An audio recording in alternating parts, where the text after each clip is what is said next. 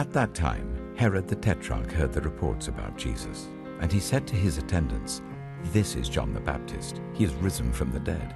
That is why miraculous powers are at work in him."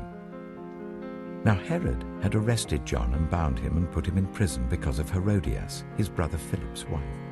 For John had been saying to him, "It is not lawful for you to have her." Herod wanted to kill John, but he was afraid of the people because they considered John a prophet.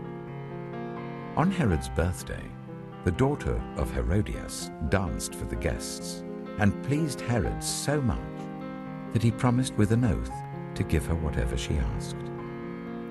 Prompted by her mother, she said, "Give me here on a dish the head of John the Baptist."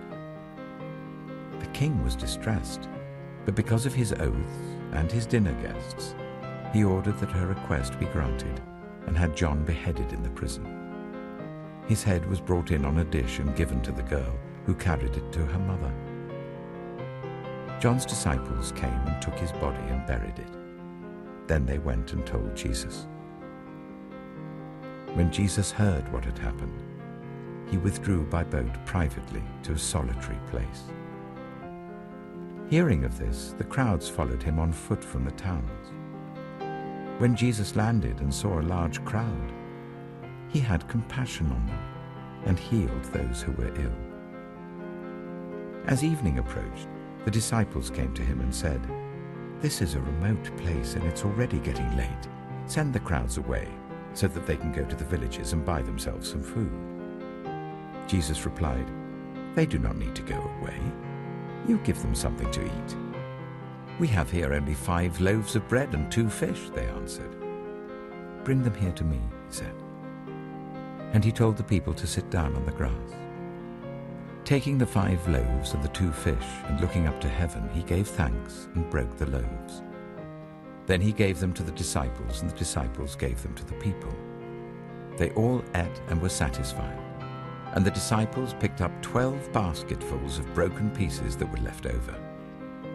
The number of those who ate was about 5,000 men, besides women and children.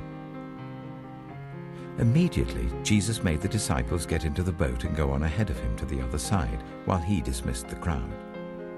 After he had dismissed them, he went up on a mountainside by himself to pray.